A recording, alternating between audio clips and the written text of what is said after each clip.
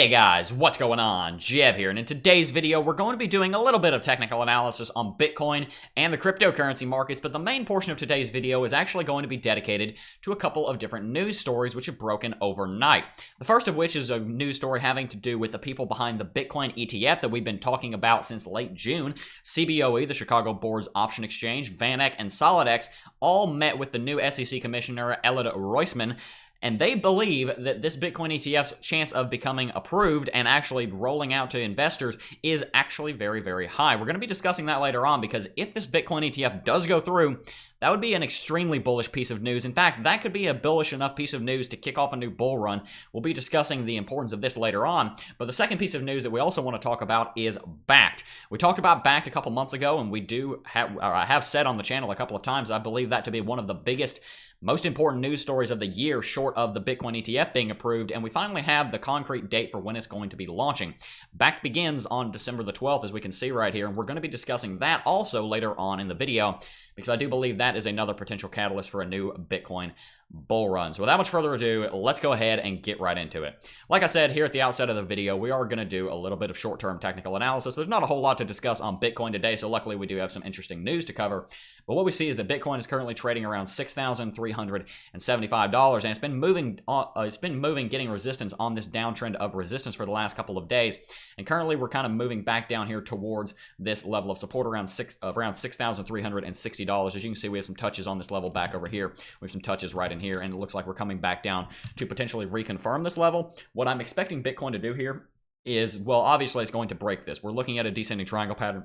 We're looking at a descending triangle pattern right here, and Bitcoin's either going to break bullish above this long-term downtrend of resistance, or it's going to have to break this level of support. And I think the latter is what's most likely. I think we're probably going to break this support, simply because if we were going to break this downtrend of resistance right now without some kind of correction, I feel like we would have done it already, especially with all this good news breaking last night. I feel like if we were going to break it, we would have already done it in the last 36 to 48 hours to 72 hours or something like that. I expect we're probably going to break this level of support and start heading a bit further south. And like I've said, for the last several days, in the last week or so actually, what I've been expecting Bitcoin to do is break this level of support at $6,300 and move down here to this uptrend of support, and then manage to break this long-term downtrend of resistance. Perhaps there will be another catalyst coming in the next couple of days that could help us do that. Perhaps not. Perhaps Bitcoin comes down here, breaks this uptrend of support, and then goes all the way down to 6,000 before breaking the downtrend of resistance. But I do think we are going to break the downtrend of resistance. Like I said, guys, you always have to keep in mind that just because I say something is most likely to happen doesn't mean it's going to happen. There's always a 30% chance or whatever that the opposite happens, but I do think it is more than likely that we do end up breaking this downtrend of resistance before we actually break both of these levels of support on this uptrend of resistance, on this uptrend of support that constitutes the actual trend that we've been setting of creating higher lows here for the majority of the year, and $6,000.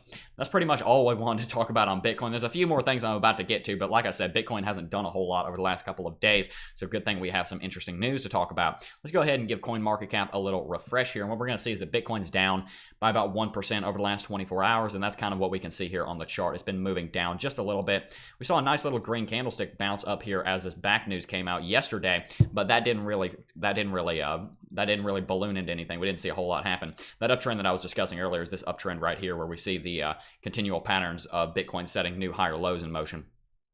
Anyway, so Bitcoin's down by about 1% over the last 24 hours. Volume's looking all right. We're looking around $3.7 billion in volume. Not a whole lot of interest there. One thing I wanted to point out was Tether. Tether's still sitting down here around 98.5 cents. We made a video probably close to a week ago now about when Tether just jumped off a cliff and sent the whole market into this weird frenzy. And Tether ran all the way down close to 90 cents. And I was expecting that by now Tether would probably be up close to around $1, but I haven't seen Tether get above 99 cents. It's not the end of the world, but we would like to see Tether go back to where it's supposed to be, which is $1 per Tether. Perhaps it's staying down here around 98.5 cents, so you guys can invest in Tether. I have a video about investing in Tether that I made as an April Fool's joke. If you want to watch that, that's in the top right. Anyway, let's go ahead and sort by change over the last 24 hours here, and we're going to see some of the altcoins are doing all right. Genesis Vision, Chainlink, and Decred all up in double-digit green, but if we scroll down here, the majority of the cryptocurrency market is red. Definitely not a great sight, although it's not a very deep red. We see two double-digit losers in BAT and Ravencoin. BAT always seems to be one of these biggest, seems to have a lot of volatility lately, like I've talked about in several videos. When you see an altcoin with a lot of volatility, perhaps that's a good altcoin to be trading, because of course the swings are bigger, and therefore the amount of money you can make off of those swings tends to be greater, but also with that comes greater risk. Anyway, with that out of the way, there are a few more things we want to discuss on the Bitcoin chart, and then we're going to get to the daily news. One thing that I wanted to talk about was the MACD, so let's go ahead and bring MACD up here. What we see if we zoom in here on the daily MACD is that even though Bitcoin has been moving red here for the last couple of days, Bitcoin is bullish on the MACD. We saw this bearish cross back over here on about the 10th of October when Bitcoin jumped off a cliff here. And then a little while after, we actually saw Bitcoin turn bullish again. And for the longest time, whenever Bitcoin turns bullish, typically that's a very good thing. Now, we saw a bullish cross right here, back over here in September. Saw a bullish cross right here, and we basically traded sideways. But before that, every time we saw a bullish cross, let's get the crosshairs up so you can see us a little better. Every time we saw a bullish cross right over here, for example, we saw a rally. Right over here, when we saw the MACD line bounce off the signal line, for example, we saw a rally. Bullish cross, rally. We did see a fake out here. We did see a small fake out here. But back over here, we saw a bullish cross, rally. Bullish cross, rally. Normally, bullish crosses on the daily chart for Bitcoin indicate that there's some kind of rally coming. And of course, this could very well be a fake out. We could very well continue back down here, and the MACD line could come down here and drop below the signal line. But it seems to me that we're probably going to end up having some kind of follow through with this, if not on this MACD cross, on the next one, because this downtrend of resistance is coming to meet $6,000 very, very soon. By about halfway through November, guys, we're going to be out of this downtrend of resistance, more than likely, unless we keep resetting the degree of this downtrend like that. But more than likely, we're going to be out of this downtrend of resistance halfway through November or before then. So we should see a lot of explosive price action coming out of that moving into the next couple of weeks. I'm going to be making a video about that later on this week, so watch out for that, guys. Anyway, like I said, not a lot to discuss here, so let's go ahead and get on to the news. The first thing that we want to discuss is this news as it relates to the Bitcoin ETF, because this is a major news story, guys. We've been following this news story on the channel ever since it really started getting interesting back several months ago. I believe it was in June. This is a very big news story. This Bitcoin ETF would be the catalyst for a lot of adoption for Bitcoin. So let's go ahead and read through this. Like I said, I'm not going to be able to get into everything about this Bitcoin ETF right now. I do have a video that I'll link in the top right where I went over everything inside the Bitcoin ETF proposal right after it was announced. You can watch that if you're interested in what is actually inside this Bitcoin ETF. But let's go ahead and read this news article for right now. On October the 9th, new SEC Commissioner Elliot Roisman met with representatives from VanEck, SolidX, and the CBOE to discuss the proposed Bitcoin ETF. Mr. Roisman is the first commissioner to publicly meet with representatives of these three groups. The previous presentation was made to SEC staff, specifically to the Office of Market Supervision and the Division of Trading and Markets. There's a lot of kind of legalese, it's not legalese, but there's a lot of technical stuff in here that we don't really need to get to, but this part right here is very important about this Bitcoin ETF. In the meeting with Commissioner Roisman, arguments were made that the Bitcoin ETF should be approved as previous issues identified by the SEC are now resolved. Directly from the presentation, there now exists a significant regulated derivatives market for Bitcoin. Relevant markets, CBOE, Bitcoin futures, OTC desk, over-the-counter trading desks are regulated. Concerns about price manipulation have been mitigated, consistent with approval of prior commodity-based ETPs. CBOE rules are designed to surveil for potential manipulation of trust shares and promotes investor protection. All of these things are very true, guys, and all of these things are big concerns for the SEC, because like I've said probably a dozen times across many different videos on this channel, the SEC is not only trying to protect the consumer, because that's what the SEC's job is. The SEC is trying to protect itself. The SEC doesn't want to go and approve an ETF and get egg on its face by watching it blow up in its face by approving something that is not going to work, or it's going to be manipulated, or it's going to lose people money in a wrong way. The SEC doesn't want to approve something that isn't going to work, so they have to have these kind of things dealt with. And there's a lot of other not regulation, but there's a lot of other things that the SEC would like to see coming out of a Bitcoin ETF that perhaps they haven't made public. One thing that I've always kind of been thinking is that the SEC probably doesn't want to approve a Bitcoin ETF in such a volatile market as Bitcoin has been historically. But over the last couple of months, volatility's really been dropping off, and Bitcoin started moving into not really a stable coin, but it's really started to look like a much less volatile market, perhaps like a commodity market or a stock market. And that's something that I think the SEC is definitely interested in, is seeing Bitcoin not go and rally 800% in the span of a couple months like we were seeing in December in the second half of 2017. And while I do think that kind of movement is coming back to the cryptocurrency space, perhaps the SEC either one, doesn't realize that, or two, they're not that interested in that for the short term. The point being, I think the SEC likes that Bitcoin has tapered off a little bit. We're seeing a lot less people in the space. We're also seeing quite a bit less manipulation in the space, in my opinion. We're seeing we're seeing a lot less volume in the space, a lot less volatility in the space, which overall I think would make the SEC more friendly to actually putting regulations on cryptocurrency, because I think the SEC would be much more interested in putting their own regulation on the Bitcoin community, on the Bitcoin ecosystem and the cryptocurrency system ecosystem in a time where there's very low volatility. And to be quite honest, there's much less people in the cryptocurrency space to raise hell if they try and regulate it. Because right now, if they try and put regulations on Bitcoin and they try to they approve an ETF that perhaps the majority of the community doesn't like, even though most people do seem to be a fan of the VanEck ETF, it seems to me that they would rather do their regulation while the market is dormant rather than while the market is roaring. One, because if they start doing a lot of regulation over here while the market is roaring, the SEC is a very powerful commission. They can do a lot to a market just by doing a couple of different things as it relates to approving or denying Bitcoin ETFs, for example.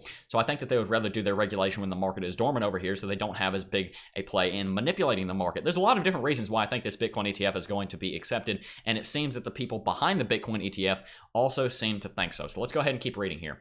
In September, Republican Elliot Roisman was confirmed for a seat on the SEC commission. Prior to his appointment, the commission only had 4 of the possible 5 seats filled. Roisman is rumored to be friendly to cryptocurrencies and free markets, similar to Commissioner Hester Pierce. We never actually covered Hester Pierce on the channel, but Hester Pierce is another commissioner on the SEC board covering this, who is very friendly to cryptocurrencies, who we're almost certainly going to get a yes vote from when this Bitcoin ETF actually comes to vote. Interestingly, a current no vote in the commission, Cara Stein, will disappear in December as her term expiration requires her to leave the commission, and this leads into a big point in this article. Democrat Allison Lee is rumored to be her replacement, although that is obviously not confirmed yet. We do have a Republican majority in the House, the Senate, and the presidency, so we'll see what happens there. But the gap between Stein's departure and Lee's appointment could be a potential opening for the ETF approval, because you would have kind of a split board here. You'd have 2 in favor and 2 potentially not in favor, and then you would see exactly how that would play out. When you have 2 in favor and 2 not in favor, there would be a tiebreaker, and perhaps that could swing in the favor of this Bitcoin ETF. And this leads into another big point in this article. This leads us to a previous conversation with the sources at the CBOE and their continued confidence in an eventual approval. And this is a very, very bullish quote right here. The VanEck Bitcoin ETF is perfectly approvable if you have been reading the tea leaves in the regulation language at the SEC connection to previous submissions. And that's what I'm talking about here. Just because the SEC says that something is a concern for them, yeah, they're probably right. It probably is a concern. But what I should say is that even if they don't say something is a concern for them, they might just not be voicing that opinion that a certain part of the approval or a certain part of the market that we're talking about, for example, the Bitcoin market, is concerning to them. There are probably some things under wraps that they don't want to make public that are concerns of theirs, that nevertheless are concerns of theirs that do need to be addressed, even if the public doesn't realize them. And a couple things I just discussed, for example, are the volatility in Bitcoin. It checks every box. The Bitcoin ETF checks every box, as I've said before, and I'd be shocked if it didn't win approval. Now, that approval will probably come with a bunch of dissenting language among the respective approving members, but it will still get approved. Not backing down in any way. In fact, I'd double down on it at the moment. The SEC is first and foremost interested in investor protection with these types of new asset class emissions. VanEck has that issue covered in spades with zero leverage and accredited investor protections built into the product. That will win the day. Eventually, the rhetoric to ramp up and warring factions will become more visible leading up to the decision early next year. But I remain imminently confident of an approval. That's pretty big language coming from the people behind the Bitcoin ETF. Now, of course, since they're the people behind the Bitcoin ETF, yes, you would hope that they would expect it would get approved. But not only do they think it's going to get approved, they seem to be very, very confident that it's going to be approved. They've also, in my opinion, built a very, very good proposal that I really don't see any reason for the SEC to go and deny. I really do think that this is a good thing. And also, one more thing you have to keep in mind about the SEC is that even though the SEC's job is to protect consumers, the SEC is still a government organization, guys. And what does the government like to do? The government likes to regulate things. That's kind of their whole prerogative. The government loves regulating things. They love getting their hands on things. And really, this is no different. I think that's going to play some kind of bias in this. The SEC, I think, would much rather have a $100 billion market like Bitcoin under their own regulation than the Wild West that it is right now. Keep that in mind as well. Even if this Bitcoin ETF doesn't get approved, I do think that one is going to get approved in the future. And when one does get approved, I think that's going to be one of the biggest news stories for Bitcoin, one of the biggest bullish news stories for Bitcoin in a very, very long time. And I do think that's a catalyst that could be kicking off a new bull run. We are going to see this Bitcoin ETF either approved or denied. They're not going to be able to extend this decision off past Q1 of 2019. We're going to see this happen, and I do think it's going to be an approval, and I do think that lines up with the timeline we have for when the next Bitcoin bull run will be starting. You can watch my video in the top right about when I think the next Bitcoin bull run is starting. I'll go ahead and give you a hint. I think by the end of February 2019, we're going to see the early warning signs at least, or at best a confirmed bull run starting, and I think this will be one of those catalysts. Another one of those catalysts that we want to talk about is Bakkt, and like I said with the Bitcoin ETF, I can't get into everything about what Bakkt is, but Bakkt is a very, very big news story. I'll also link a video on the top right explaining exactly what Bakkt is. If you're watching during the premiere, you'll have to come back after the video's up fully so that you can see the actual card. But anyway, you can browse the channel and find that. Let's go ahead and get into this. Bakkt begins December 12th. Bakkt will begin trading Bitcoin daily futures contracts on December the 12th. ICE's Bakkt has announced that the date it will turn on the lights and begin utilizing the ICE exchange family of networks to trade Bitcoin futures contract. The date is set at December the 12th, 2018, which is kind of annoying because I'm going to be out of town that day, so I'm not going to be able to cover this when this actually goes live. But nevertheless, this is going to be a very, very big piece of news for the Bitcoin market. Now, I don't think this is going to be as big for Bitcoin, and we are going to get into the rest of this article, but I want to go ahead and talk about this first and foremost. I think that the Bitcoin ETF being accepted, even though that potentially may have less of a fundamental impact on Bitcoin as far as the amount of people able to get into the space, I think Bakkt will have just as big an effect, or perhaps even bigger an effect. I think just the sheer weight and hype around the Bitcoin ETF is even higher than it is around Bakkt, partially because we already know Bakkt is coming. There's no uncertainty here. We know that Bakkt is coming. It's coming December the 12th. I mean, there's a potential that they could go to the CFTC and not get approved, but at this point, Bakkt is basically almost certainly coming. My point is that we don't know if the Bitcoin ETF, this VanEck Bitcoin ETF is going to be approved. And while I think it's most likely that it's going to be approved, overall the market doesn't know. Of course, we don't know because it hasn't been approved yet. We don't know. So it's kind of this wild card playing into the market where we don't know exactly what's going to happen. And when you don't have certainty around something like this, I think that builds the hype even more. And I think a lot of people are even more excited about this. In short, I think the bullishness from Bakkt coming online is already priced in to the Bitcoin market, and I don't think the Bitcoin ETF is. Let me say that again. I think the bullish price action that's going to come from Bakkt being announced, launched, going live, etc., is already priced into the market, and people aren't going to have some kind of and traders aren't going to cause some kind of massive green candlestick to the when Bakkt goes live, to the extent that they may do with the Bitcoin ETF being accepted. I think the Bitcoin ETF being accepted would be a bigger news story than on December the 12th when Bakkt goes live.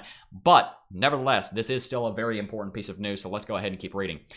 Bakkt is considered by many, including its well-heeled investors, Fortress Investment Group, Eagle 7, Galaxy Digital, Horizons Venture, Alan Howard. I will not go through all of their partners, as the flagship institutional organization pressing into the digital asset space. And like I said, this is another big piece of news. Not only is ICE, Intercontinental Exchange, an exchange conglomerate that owns a lot of different exchanges across the continental United States, they're an extremely, extremely wealthy and extremely highly valued organization. So too is VanEck, so too is SolidX, so too is the CBOE. Of course, CBOE isn't exactly the same type of organization, but my point is, we see a lot of institutions stepping into the market. So when I see people say that institutions are sitting on the sidelines waiting for Bitcoin to go down to $3,000 so they can buy a bunch of it up, and they're manipulating Bitcoin to go south, you might be right. I'm not saying you're wrong. There probably are a lot of institutions that are waiting for Bitcoin to go to $3,000, although I don't think they're ever going to get their wish. What I also want to make the point of is that even though there may be institutions waiting on the sidelines for Bitcoin, there's also a lot of institutions that are getting into Bitcoin. If you go around and add up the net worth and the valuation of all these different companies that are getting into Bitcoin, you're looking at north of $10 trillion assets under management. You're looking at many trillions of dollars of valuation for these companies that are stepping into Bitcoin when Bitcoin is only a $100 billion market, guys. This is a tiny market capitalization. We are fish among whales, and the whales are coming in treating us nice. It's not the other way around. They're the ones that are helping us, and I think we're going to see a massive amount of price action coming when the next bull run starts because of that. I did not mean to close that. I'm sorry about that. Let me get that back up. Oh, hang on a second. No. Let me get that back up. I'm already so far deep into this. Let's get that back up. Sorry about that. Technical difficulties. I hit a button on my keyboard. Anyway, continuing on here. I don't think there's anything on my desktop that you weren't allowed to see. Anyway, a short reminder of what Bakkt is. On the cusp of executing. Bakkt is designed to enable consumers and institutions to seamlessly buy, sell, store, and spend digital assets. This is one of the biggest things. Bakkt is going to be a very big way for people that are perhaps not already in the cryptocurrency space to get into the cryptocurrency space when they're more familiar with the traditional financial systems through traditional stock exchanges, for example. formed with the purpose of being trust efficient and commerce to bringing. Sorry, I threw myself off when I closed my tab. Bringing trust, efficiency, and commerce to digital asset. Bakkt seeks to develop open technology to connect existing market and merchant infrastructure to the blockchain.